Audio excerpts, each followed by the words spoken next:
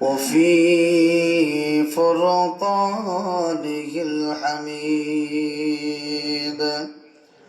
أعوذ بالله من الشيطان الرجيم. بسم الله الرحمن الرحيم. ألا إن أولياء الله لا خوف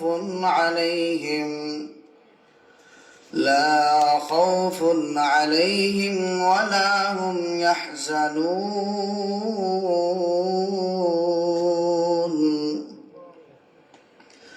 الذين آمنوا وكانوا يتقون. لهم البشرى في الحياة الدنيا وفي الآخرة لا تبديل لكلمات الله.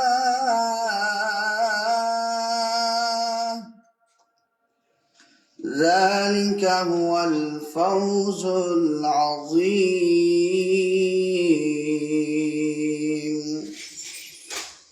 بارك الله لنا ولكم في القرآن العظيم،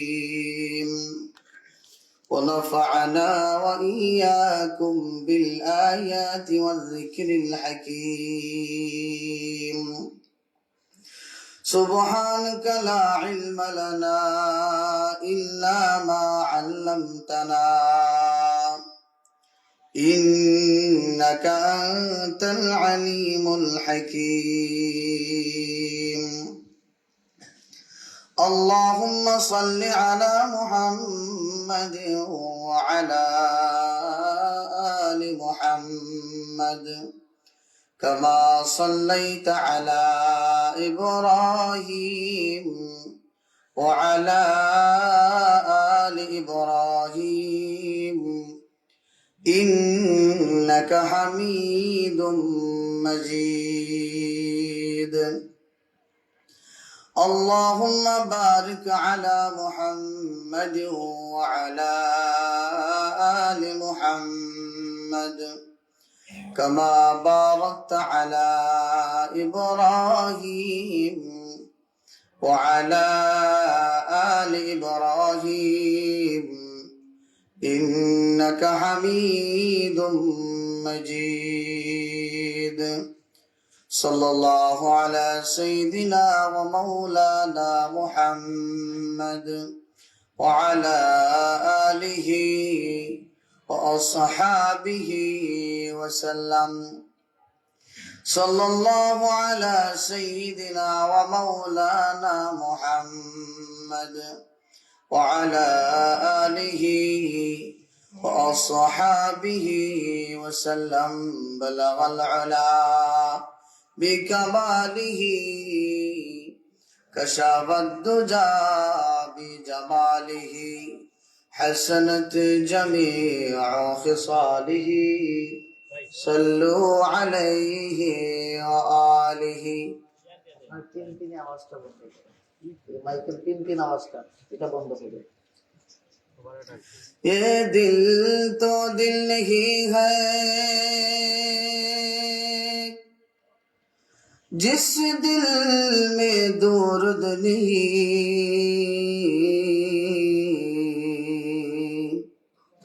ये बात तो बात नहीं है जिस बात में मौला का रिज़ा नहीं।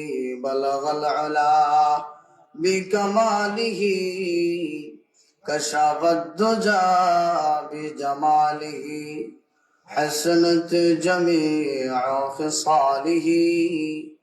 सल्लु अलैहि व आलिहि। खुदी का सिर निहा ला इलाहा इल्लल्लाह ला इलाहा इल्लल्लाह ইল্লাল্লাহ লা ইলাহা ইল্লাল্লাহ খুদি হে তেরে ফসলা ইলাহা ইল্লাল্লাহ লা ইলাহা इल्लल्लाह दिल को अगर चमकाना है गरीमान बनाना है दिल को अगर चमकाना है गरीमान बनाना है मिल्लत को बतलाना है नगरी नगरी गाना है ला इलाहा इल्लल्लाह ला इलाहा इल्लल्लाह ला इलाहा इल्लल्लाह ला इलाहा ये दौरे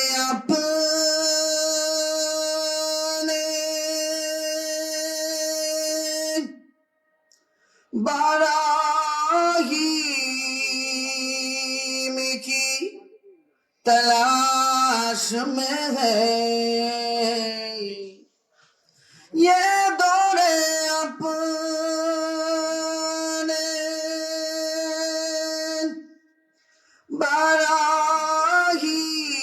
बराहीम की तलाश में है सनम का दाह जहाला इलाहा इल्लल्लाह ला इलाहा इल्लल्लाह ला इलाहा इल्लल्लाह ला इलाहा इल्लल्लाह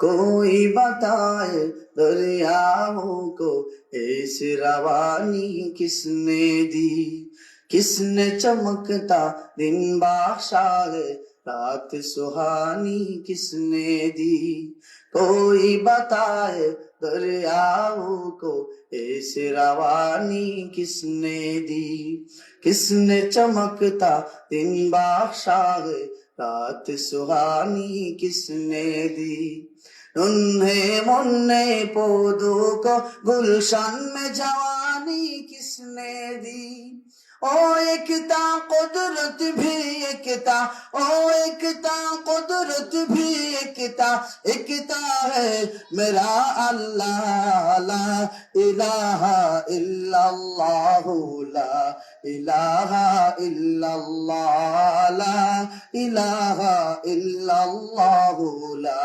इलाहा इल्लल्लाह सोचो जरा फिरऔन के घर में मूसा को पाला किसने गौर करो मछली के शिकम में यूनुस को रखा किसने पहले आग में ढाला और फिर आग को फूल किया किसने किसके नाम के गुण गाते हैं किसके नाम के गुण गाते हैं इब्राहिम खलीलुल्लाह ला इलाहा इल्लल्लाह ला इलाहा इल्लल्लाह ला इलाहा इल्लल्लाह ला इलाहा इल्लल्लाह नहायत काबिल एहतराम রাজগাঁও ইসলামী যুব সমাজ ও গ্রামবাসীর উদ্যোগে অষ্টম বার্ষিক ওয়াজ মাহফিল উপস্থিত সম্মানিত মুআজ্জাজ মুকাররম সভাপতি সাহেব হযরত মাওলানা ইমাম উদ্দিন সাহেব শিক্ষা সচিব নোয়াগাঁও গণেশপুর মাদ্রাসা উপস্থিত আছেন আমার মুরব্বী বাবারা যুবক ভাইয়েরা স্নেহের আদরের ছোট্ট ছোট্ট কচি কাচারা পর্দার অন্তরালে অবস্থানরত অত্যন্ত শ্রদ্ধেয় মা ও বোনেরা মহান রব্বুল ইজ্জতের দরবারে অসংখ্য অগণিত শুকরিয়া জ্ঞাপন করছি যে মহান মালিক আমাদেরকে দয়া করে মায়া করে ভালোবেসে যাচাই বাছাই করে মুসলমানের ঘরে জন্ম দিয়ে বরকতময় মজলিসে কোরআনের কথা বলার, কোরআনের কথা শোনার জন্য তৌফিক দান করেছেন। এজন্য সকলে মনের গহীন থেকে বলি আলহামদুলিল্লাহ। এই আলহামদুলিল্লাহর আওয়াজে আমার মন ভরল না।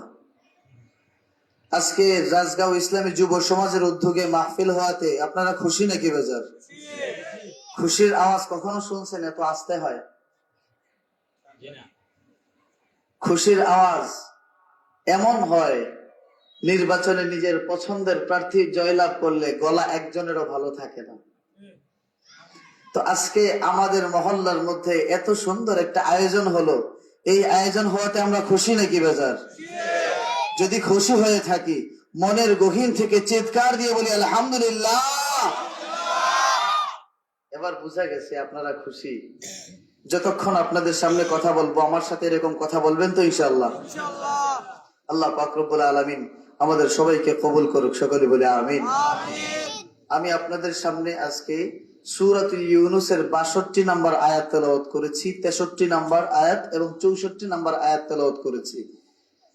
এই আয়াতগুলোর মধ্যে আল্লাহ পাক রব্বুল আলামিন আপনাকে আমাকে সবাইকে দুইখানা দায়িত্ব দেন, আর ওই দুইটা দায়িত্ব দেওয়ার পরে আল্লাহ পাক রব্বুল আলামিন দুনিয়া আখিরাতের সবচেয়ে শ্রেষ্ঠ শ্রেষ্ঠ দুইটা পুরস্কার ঘোষণা করেন। ওই আয়াতের মধ্যে আল্লাহ পাক রব্বুল আলামিন বলেন, আলা ইন্না আউলিয়া আল্লাহ। আল্লাহ পাক রব্বুল আলামিন দুনিয়াবাসী মানুষদেরকে সতর্ক করে বলেন, জেনে রাখো, সাবধান শোনো, ইন্না আউলিয়া আল্লাহ, নিশ্চয় আল্লাহর নৈকট্যশীল বান্দা যারা আছে, আল্লাহর ওলি আউলিয়া যারা আছেন, লা খাউফুন আলাইহিম ওয়ালা হুম ইয়াহজানুন, তাদের কোনো ভয় নেই, তাদের কোনো টেনশন নেই। সুবহানাল্লাহ। চারটিখানি কথা আল্লাহ নিজেই ঘোষণা করেছেন, আমার ওলি যারা আছে, আল্লাহর ওলি যারা আছে, এদের কোনো ভয় নেই, এদের কোনো টেনশন নেই।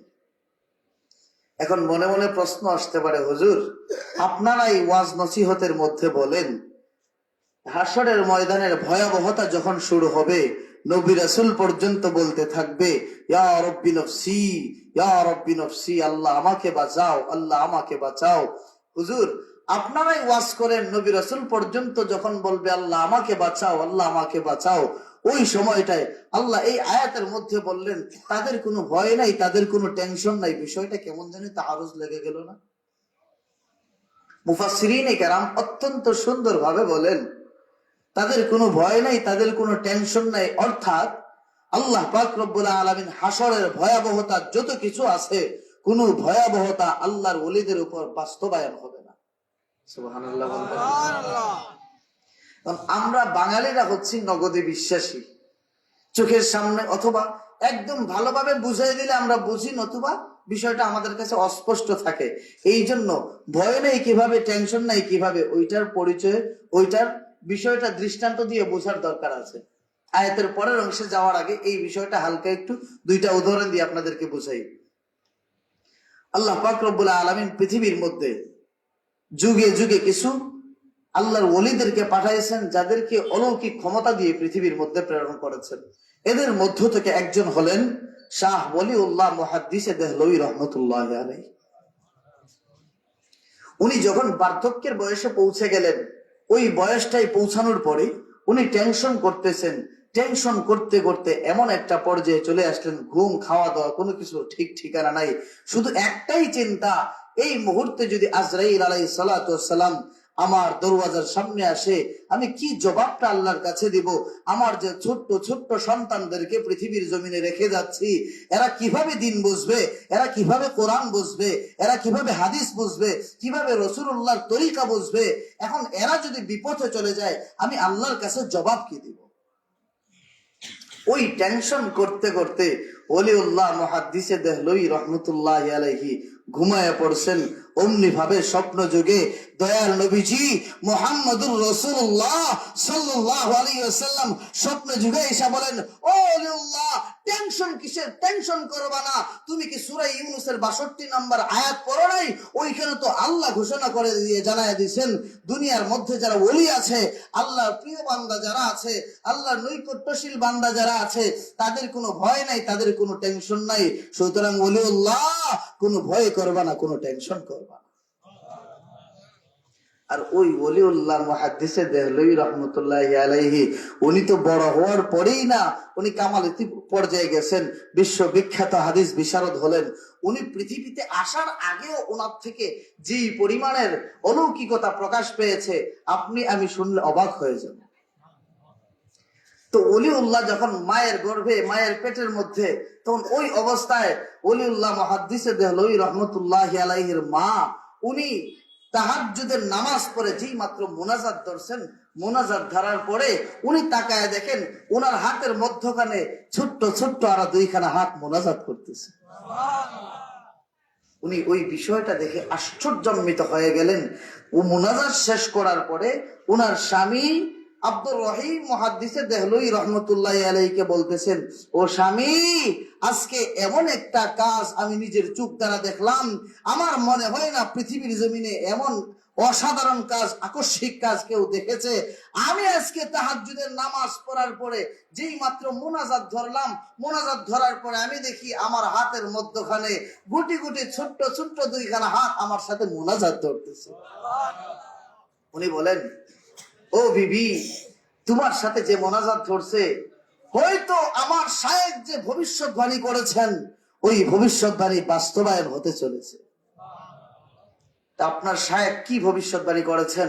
উনি বলেন, আমার শায়েখ কুতুবউদ্দিন বখতিয়ার কাকি রহমতুল্লাহ আলাইহি আমাকে দীর্ঘদিন আগে আমাকে ভবিষ্যৎবাণী করেছিলেন, ও আব্দুর রহিম, আল্লাহ তোমার ঔরসে এমন একটা সন্তান দান করবে, যেই সন্তানটা এই পৃথিবীর মধ্যে জগৎ বিখ্যাত হাদিস বিশারদ হবে। তখন ওনার ওয়ালিউল্লাহ মুহাদ্দিসে দেহলভী রহমতুল্লাহি আলাইহির বাবা বলতেছেন, মা বলতেছেন, আপনার শায়েখের সামান্য একটু পরিচয় আমাকে দেন। আব্দুর রহিম মুহাদ্দিসে দেহলভী রহমতুল্লাহি আলাইহি বিবিকে ডাক দিয়ে বলেন, ও বিবি, আমার শায়েখ এমন একজন মানুষ, এমন একজন আল্লাহর ওলি, উনি পৃথিবী থেকে যাওয়ার পরে এমন চারটা শর্ত দিয়েছিলেন। ওই চারটা শর্ত যার মধ্যে থাকবে, ওই চারটা শর্ত যার মধ্যে থাকবে, সেই আমার জানাজার নামাজ পড়াবে। আর ওই চারটা শর্ত যদি কোনো ব্যক্তির মধ্যে না পাওয়া যায়, তাহলে বিনা জানাজায় আমাকে দাফন করবা। শুধু তাই না, আমার কুতুবউদ্দিন বখতিয়ার কাকি রহমতুল্লাহ আলাইহি, উনি বড় হওয়ার পরে আস্তে আস্তে আল্লাহর ইবাদত করতে করতে মকবুল হলেন। কিন্তু আমার শায়েখ যখন মায়ের কোলের মধ্যে থেকে নামলেন, হাঁটা হাঁটা গুটি গুটি পায়ে হাঁটি হাঁটি পা পা করে যখন চলাফেরা শুরু করে দিয়েছেন, অমনি ভাবে উস্তাদের মা, আমার মুর্শিদের মা, কুতুবউদ্দিনের মা তাকে নিয়ে গেলেন মাদ্রাসায় ভর্তি করানোর জন্য। মাদ্রাসায় যখন নিয়ে গেছেন, মাদ্রাসা যাওয়ার পরে উস্তাদকে বলতেছেন, হুজুর, আমার ছোট্ট বাচ্চা কুতুবউদ্দিন কথা বলা শুরু করে দিয়েছে, তাকে মাদ্রাসায় নিয়ে আসলাম, কোরআনের হাফেজ বানাইতে চাই। উস্তাদ তখন ছাত্রকে সামনে বসায় বললেন, ও কুতুবউদ্দিন, তোমাকে যেমনি যেমনি পড়ার জন্য বলবো ঠিক অমনি ভাবে তুমি পড়া শুরু করো।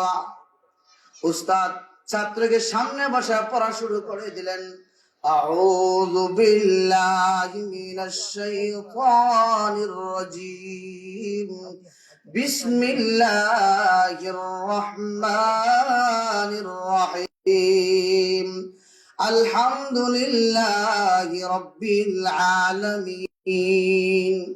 উস্তাদ শুধুমাত্র আউযু বিল্লাহ বিসমিল্লাহ পড়ার পরে সূরা ফাতিহার একখানা আয়াত পাঠ করলেন।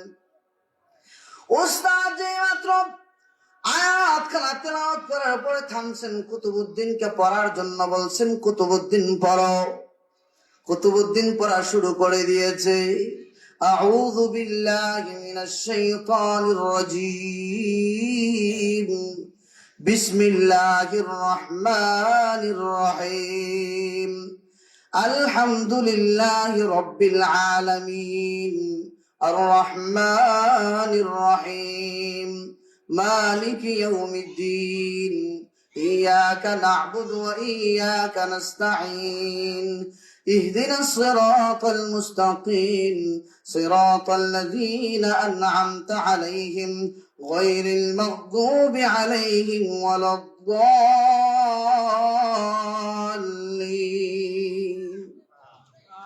উস্তাদ শুধুমাত্র আউযু বিল্লাহ বিসমিল্লাহ পড়ার পরে সূরা ফাতিহার একখানা আয়াত পাঠ করলেন।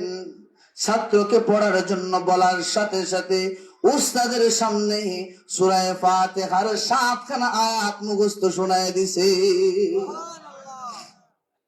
শুধু এতটুকুই শেষ না, কুতুবউদ্দিন আবার উস্তাদকে অবাক করে দিয়ে মাকে অবাক করে দিয়ে পড়া শুরু করে দিয়েছে। বিসমিল্লাহির রহমানির রহিম আলিফ লাম মিম যালিকাল কিতাবু লা রাইবা ফীহি হুদাল লিল মুত্তাকিন الذين يؤمنون بالغيب ويقيمون الصلاة ومما رزقناهم ينفقون। ছাত্র ছোট্ট বাচ্চা কুতুবউদ্দিন পড়া শুরু করে দিয়েছে। সূরা ফাতিহা শেষ করলো, বিসমিল্লাহ বলার পরে সূরা বাকারা আবার শুরু করে দিয়েছে। সূরা বাকারা পড়তেছে একটা পর্যায়ে যখন এক পারা মুখস্থ শোনায় দেয়, উস্তাদ অবাক নয়নে তাকায় আছে, ছোট্ট বাচ্চা কেমনি ভাবে পড়তেছে। কুতুবউদ্দিনের মা অবাক নয়নে ছোট্ট বাচ্চার দিকে তাকায় আছে। আমার বাচ্চাকে নিয়ে আসলাম শুরু থেকে কোরআন শিক্ষা করার জন্য, এখন তো দেখা যায় বিনা লোকমায় আমার সন্তান কোরআন শোনায় দিতেছে। উস্তাদ অবাক নয়নে সন্তানের দিকে তাকায় আছে। কুতুবউদ্দিনের মা বিস্ময় চোখে তার দিকে তাকায় আছে। কি নাজিল হচ্ছে, কি অলৌকিকতা দেখতেছি নিজের চোখের সামনে। কোনোদিন নিজের সন্তানকে কোরআন পড়তে দেখি নাই, কোনোদিন নিজের সন্তানকে কোথাও পড়তে দেখি নাই, মক্তবে যাইতে দেখি নাই, মাদ্রাসায় যাইতে দেখি নাই। কিন্তু আজকে এমন আশ্চর্যান্বিত ঘটনা আমি দেখলাম, জিন্দেগিতে এমন কোন আশ্চর্যান্বিত ঘটনা কেউ দেখে নাই। একটা পর্যায়ে কুতুবউদ্দিন পড়তে পড়তে 1 পারা 2 পারা 3 পারা শেষ করে দিয়ে সূরা বাকারা শেষ করে দিয়েছে। সূরা বাকারা শেষ করার পরে উস্তাদ ভাবতেছে হয়তো শেষ করে ফেলবে, আবারও বিসমিল্লাহ পড়ার পরে ছোট্ট বাচ্চা আলে ইমরান শুরু করে দিয়েছে। আলে ইমরান শুরু করার দেওয়ার পরে একটা পর্যায়ে সূরাটা কমপ্লিট শেষ করে দিয়েছে। সূরা নিসা শুরু করলাম, মায়েদা শুরু করলো। এক পর্যায়ে পড়তে পড়তে সূরা হজ শুরু করে দিয়ে বিনা লোকমায় এক বৈঠকে 17 পারা কোরআন মুখস্থ শোনায় দিছে। ওস্তাদ কুতুবউদ্দিনের মাকে বলছো, কুতুবউদ্দিনের মা তুমি বললা তোমার সন্তানকে শুরু থেকে শিক্ষা দেওয়ার জন্য, তোমার সন্তানকে কোরআনের হাফেজ বানাইতে চাও, কিন্তু তোমার সন্তান তো 17 পারা কোরআনের হাফেজ, তুমি কি আমার সাথে মশকরা করালা নাকি? কুতুবউদ্দিনের মা বলেন হুজুর আমার সন্তান যে 17 পারা কোরআনের হাফেজ, আমি মা হইয়াও বিষয়টা পর্যবেক্ষণ করি নাই, মা হইয়াও বিষয়টা আমি জানি না। তখন কুতুবউদ্দিনের মা বলেন হুজুর আপনি নিজেই তাকে জিজ্ঞাসা করেন সে কেমনে কোরআন শিখলো। কুতুবউদ্দিনকে যখন উস্তাদ বললেন কুতুবউদ্দিন কেমনে শিখলা, তুমি 17 পারা কোরআন এমন ভাবে মুখস্থ করেছো এর মধ্যে একটা লুকমাও লাগে নাই, বিনা লুকমায় শোনায় দিছো, কেমনে করলা, কেমনে মুখস্থ করলা? ছোট্ট বাচ্চা উস্তাদকে জবাব দে হুজুর আমি যখন মায়ের পেটের মধ্যে গর্ভের মধ্যে ছিলাম, মা আমাকে পেটের মধ্যে নিয়ে ওর অর্থ কোনো সময় কাটায় নাই। যখন মায়ের পেটের মধ্যে ছিলাম, মায়ের যখন ভালো লাগতো না তখন মা কোরআন তেলাওয়াত করতো, মা যখন নামাজ পড়তো নামাজের মধ্যে লম্বা তেলাওয়াত করতো, আমার মা সকাল বেলা গুন গুন গুন গুন সুরে কোরআন তেলাওয়াত করতো, আমি মা থেকে কোরআন তেলাওয়াত শ্রবণ করতাম। আমার মা ঘরের যাবতীয় কাজ করতো, তখন আমি গুনগুন গুনগুন সরে তেলাওয়াত শুনতাম। যখন পৃথিবীর জমিনের মধ্যে আসলাম, আসার পরে দেখি আমি মায়ের কুলের মধ্যে যখন ঘুমাই, মা আমাকে কোরআন তেলাওয়াত শোনায় ঘুম পাড়ায়। আমি যখন মায়ের দুধ পান করে তখন মা কোরআন তেলাওয়াত করে। আমি যখন মায়ের কুলের মধ্যে থাকা অবস্থায় মা অন্যান্য কাজ করে। মা যখন ঝাড়ু দেয় তখন মায়ের মুখের মধ্যে কোরআন তেলাওয়াত জারি। মা যখন রান্না বান্নার কাজের মধ্যে যায় মায়ের মুখের মধ্যে কোরআন তেলাওয়াত জারি। মা যখন যাবতীয় সব কাজের মধ্যে থাকে তখন আমি মায়ের মুখের মধ্যে দেখি কোরআন তেলাওয়াত জারি। এক খতম শেষ হয়, মা আবার আরেক খতম শুরু থেকে শুরু করা দেয়। মা ধারাবাহিক ভাবে পড়ে অসংখ্য অগণিত কোরআন খতম মা করেছে। আমি মায়ের কাছ থেকে শুনতে শুনতে ধারাবাহিক ভাবে বিনা ভুলে বিনা লুকমায় 17 পারা কোরআন মুখস্থ করেছি। উনি হচ্ছেন কুতুবউদ্দিন। উনি ভবিষ্যৎবাণী করেছিলেন, আব্দুর রহিম তোমার ঔরসে আল্লাহ এমন একটা সন্তান দান করবে যে জগৎ বিখ্যাত হাদিস বিশারদ হবে। ওইখানে আরো একটু কথা বলে ফেলে, যেহেতু প্রসঙ্গ চলে আসছে। কুতুবউদ্দিন যখন মাদ্রাসা থেকে আসছে, আসার পরে কুতুবউদ্দিনের মা বলতেছেন, বাবা শোনো, এতদিন আমি তোমার খাবারের বন্দোবস্ত করেছি, এতদিন আমি তোমার খাবারের ব্যবস্থা করেছি। আজকে যেই মালিককে চেনার জন্য, যেই মালিকের কালাম শিক্ষা করার জন্য মাদ্রাসায় ভর্তি হয়েছ, আজকে ওই মালিক তোমার খাবারের বন্দোবস্ত করবে। আজকে থেকে আমি আর তোমাকে খাবার দিব না। তখন ছোট্ট বাচ্চা বলতেছে, মা তাহলে খাবার চাইবো কেমনে, খাবার পাবো কেমনে, মালিক খাবার দিবে কেমনে? তখন মা বলতেছে, তুমি জায়নামাজ বিছাবা, পবিত্র জায়গার মধ্যে বসে তোমার মালিককে ডাকতে থাকবা।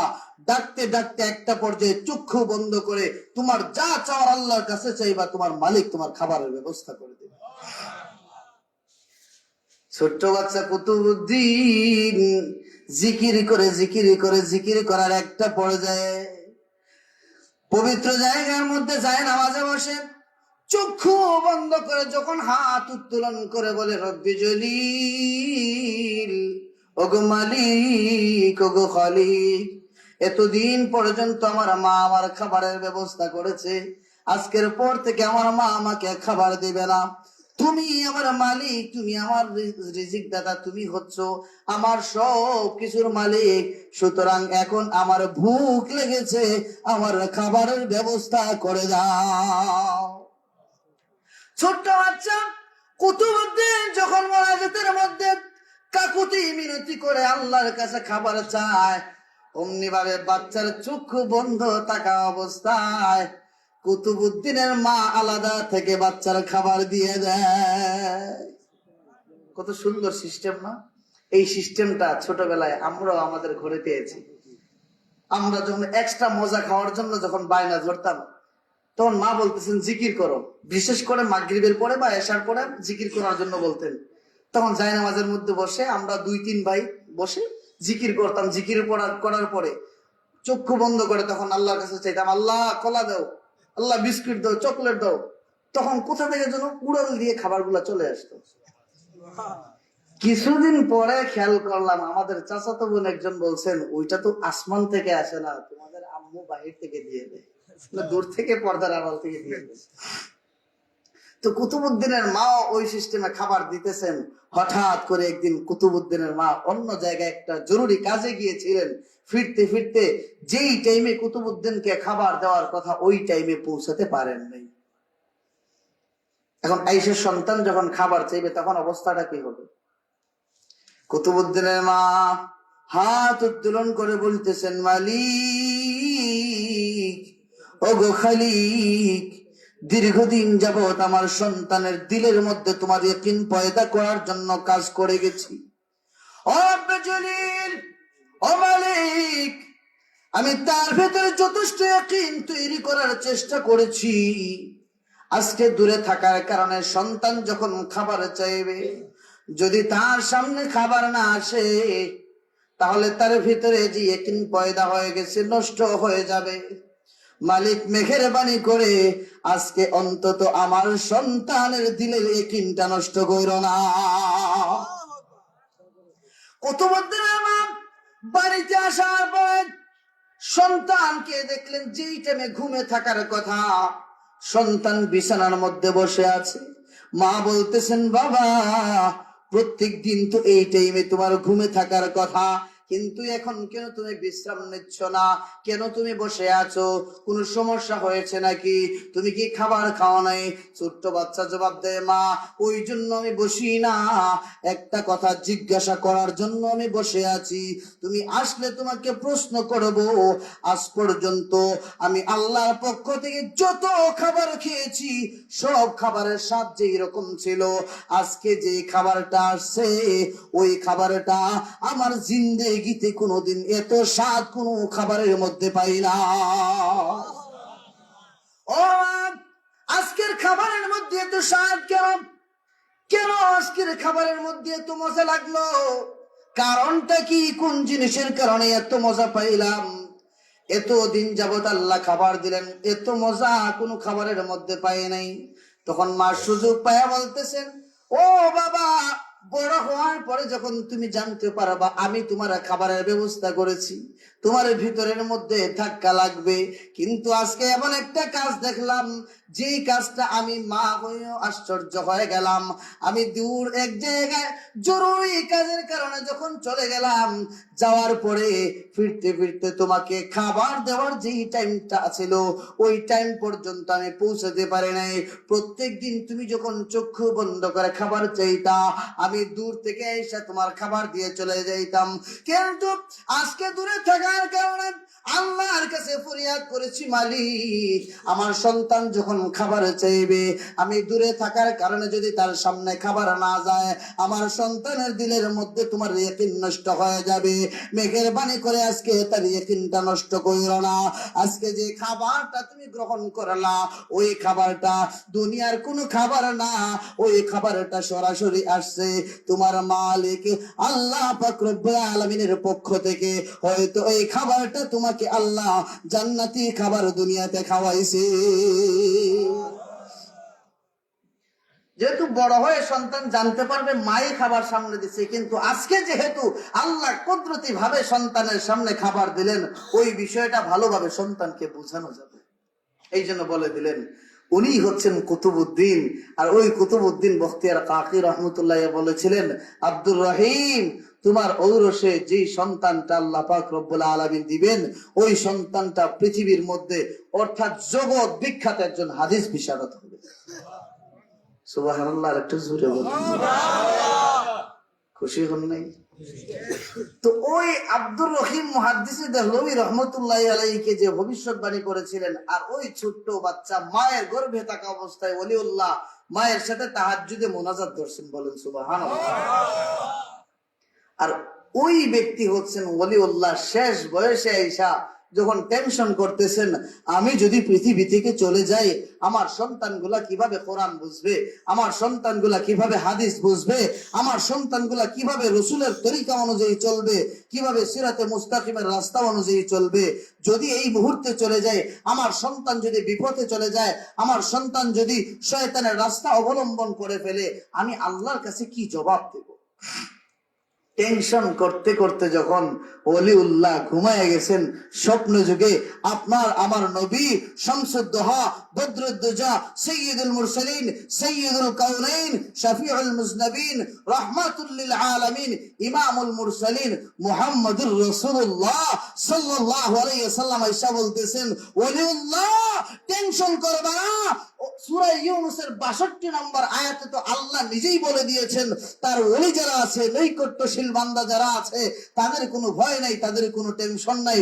সুতরাং বিন্দু পরিমাণে টেনশন করবা না। তো ওই আয়াতটা আমি আপনাদের সামনে তেলাওয়াত করলাম। ওই আয়াতের মধ্যে আল্লাহ বলেন, আলা ইন্না আউলিয়া আল্লাহ লা খাউফুন আলাইহিম ওয়ালা হুম ইয়াহজানুন। আল্লাহর ওলি যারা আছে, আল্লাহর ওলিদের কোনো ভয় নেই, তাদের কোনো টেনশন নেই। এখন পুরস্কার জানলাম, যারা হচ্ছে আল্লাহর ওলি তাদের ভয় থাকবে না, টেনশন থাকবে না। এখন ওলি কারা, এটারও তো পরিচয় দরকার আছে নাকি? যখন তখন যারে তারে আল্লাহর ওলি বলে নিজে ধোকা খাবো? বর্তমানে তো বাংলার জমিনে ধোকা খাওয়ার জন্য বিভিন্ন জায়গার মধ্যে ভণ্ড পীরের ভণ্ড ওলির অভাব নেই। কথা বলেন নাকি? বাংলাদেশ এমন একটা জায়গা, যেই জায়গার মধ্যে দেখা যায় এক জায়গার মধ্যে লাল কাপড় দিয়ে যদি একটা বক্স বানায় ফেলে, দেখা যাবে ওইখানেও মানুষ টাকা ঢালতেছে। কথা বলেন ঠিক না ঠিক? হয় কি হয় না? প্রকৃত ওলি কারা, ওইটা আল্লাহ পাক রব্বুল আলামিন নিজেই ঘোষণা করে জানায় দেন, বান্দা প্রকৃত ওলি হওয়ার জন্য তোমার বেশি কিছু করতে হবে না।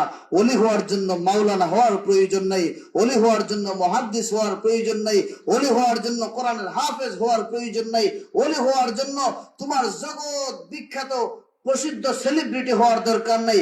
দুইটা গুণ যদি তোমার মধ্যে থাকে তাহলে তুমিই হচ্ছে আমার ওলি। এটা আল্লাহর কথা না মুল্লার কথা? আল্লাহ বলেন, আল্লাযীনা আমানু ওয়া কানু ইয়াত্তাকুন। আল্লাহ বলেন আল্লাযীনা আমানু ওয়া কানু ইয়াত্তাকুন, যারা হচ্ছে ঈমানদার, যারা হচ্ছে তাকওয়াবান। ঈমানের পাশাপাশি যে বান্দার ভেতরে আল্লাহর ভয় আছে, যে বান্দার ভেতরে আল্লাহর ভয় চলমান আছে, ওই দুই গুণ অর্জন করতে পারলেই আল্লাহ বলেন এরাই হচ্ছে আমার ওলি। আল্লাহর ওলি হওয়ার জন্য কয়টা গুণ অর্জন করতে হবে? কথা বলেন কয়টা? প্রথম নাম্বারে কি? ঈমানদার হতে হবে। আল্লাহ বলছেন আল্লাযীনা আমানু। দ্বিতীয় নাম্বারটা হচ্ছে ওয়া কানু ইয়াত্তাকুন, তারা তাকওয়াবান হতে হবে, তার ভিতরে তাকওয়া থাকতে হবে। শুধু তাকওয়া, আল্লাহর ভয়টা আসলো আর চলে গেল তা না। ওয়া কানু ইয়াত্তাকুন, কানু মাজি ইস্তেমরারের থেকে আল্লাহ আনছেন, অর্থাৎ ভয়টা চলমান থাকবে। ওইটা আল্লাহর কথা না মুল্লার কথা? আল্লাহর কথা না আমার কথা? আল্লাহর কথা না দুনিয়ার মানুষের কথা? অবিশ্বাসের কোন সুরত আছে? কথা বলেন। ঈমান যখন আনবো, ঈমান যখন আমি আনয়ন করে ফেলবো, আল্লাহ পাক রব্বুল আলামিন আপনাকে আমাকে শুধু আল্লাহর ওলি ঘোষণা করেন না, ঈমানটা যখন ভেতরে পাকাপোক্ত করে ফেলবো, আল্লাহ বলেন বান্দা তোমাকে আমার বন্ধুতে পরিণত করে নিলাম। ওইটা বানায় বলতেছি না, প্রমাণ নেন। আল্লাহ পাক রব্বুল আলামিনের 99টা নাম আছে না নাই? আসমাউল হুসনা, আল মুমিনুল মুহাইমিনুল আজিজুল জব্বারুল মুতাকাব্বির। আল মুমিনুল মুহাইমিনুল আজিজুল জব্বারুল মুতাকাব্বির। আল্লাহ পাক রব্বুল আলামিনের আসমাউল হুসনা 99টা সুন্দর সুন্দর নাম আছে। ওই সুন্দর সুন্দর নামগুলোর মধ্যে একটা নাম হচ্ছে মুমিন। বান্দা যখন আল্লাহ পাক রব্বুল আলামিনের প্রতি বিশ্বাস স্থাপন করে বান্দা হয়ে গেল মুমিন। আল্লাহর নাম হচ্ছে মুমিন। বান্দা ঈমান আনার কারণে বান্দা হয়ে গেল মুমিন। আল্লাহ পাক রব্বুল আলামিন বান্দার নাম মুমিন, মুমিন নাম দিয়া বুঝাইতে চান, ও বান্দা আমার নামও মুমিন, তোমার নামও মুমিন। মুমিনে মুমিনে দুস্তি হয়ে গেল, তুমি ঈমান আনার কারণে আমি আল্লাহর বন্ধুতে পরিণত হয়ে গেলাম। কিভাবে ঈমানদার হলাম?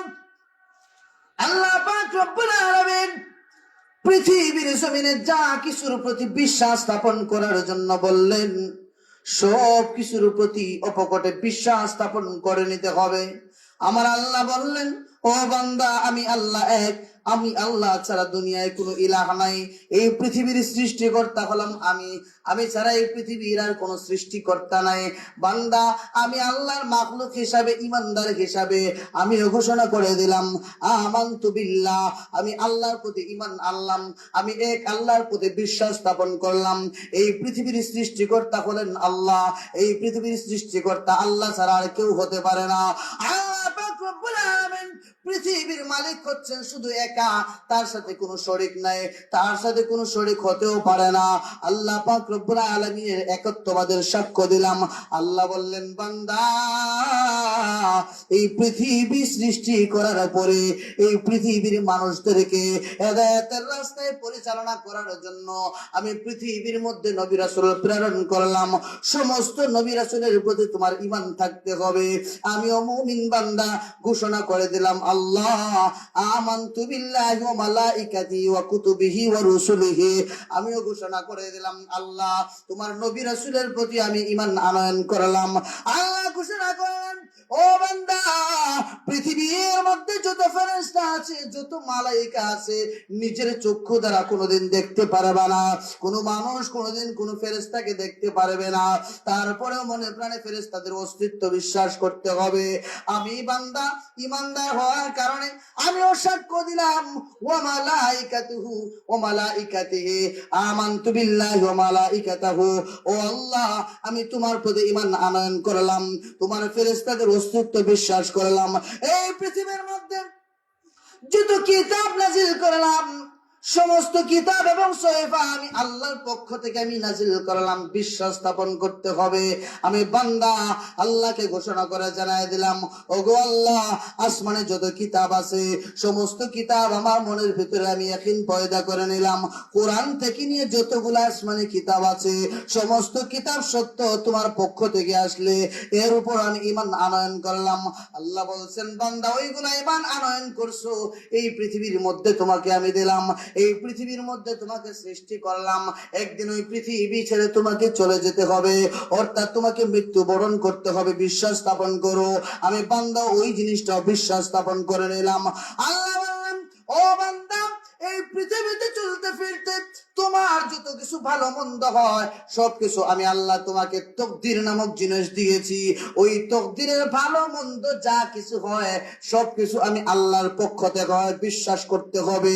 আমিও বান্দা ঘোষণা করে দিলাম, আল্লাহ ওই পৃথিবীর জমিনে যা কিছু আছে সমস্ত ভালো মন্দ সবকিছু তুমি আল্লাহর পক্ষ থেকে হয়, ওই জিনিসটা মনের ভিতরে ফিট করে নিলাম।